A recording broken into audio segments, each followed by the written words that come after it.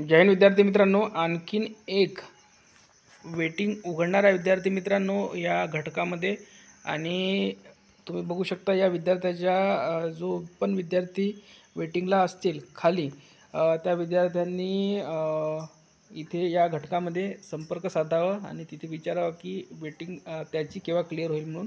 तर बघा, कारण की हा विद्यार्थी डॉक्युमेंट्सला बोलावून सुद्धा आलेला नाही, म्हणजे हा विद्यार्थी कुठे ना कुठे लागलेला असेल। बघूया कोणता घटक आहे।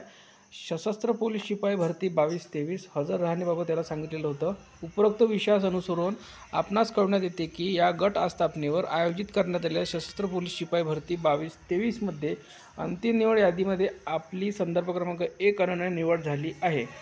तुम्हा सशस्त्र पोलीस शिपाई या पदावर नियुक्ती देण्यासाठी या गटाच्या नियंत्रण कक्ष येथून ईमेलद्वारे भ्रमणध्वनीद्वारे 4/2/2025 रोजी समादेशक राज्य राखीव पोलीस बल गट क्रमांक 7 कार्यालयास उपस्थित राहण्याकरिता कळवण्यात आले होते, परंतु आपण अद्यापर्यंत या कार्यालयास उपस्थित राहिले नाहीत।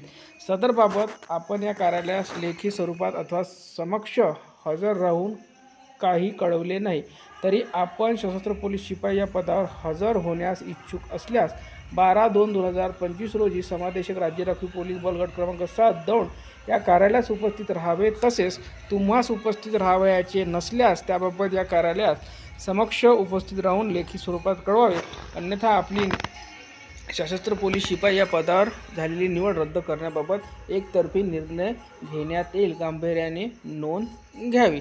आता बघा, या आधीचा जो विद्यार्थी होता तोचा चेस्ट नंबर सुद्धा दाखवतो मी तुम्हाला। हा विद्यार्थी चेस्ट क्रमांक 7082 वाला आहे, गट क्रमांक 7च आहे, बघू शकता इथे राज्य राखीव पोलीस बल क्रमांक 7 आणि हा नंबर सुद्धा आहे। तुम्ही संपर्क साधू शकता त्या विद्यार्थ्याला जो याच्या खाली असेल, इथे नंबर सुद्धा त्यांनी दिलेला आहे।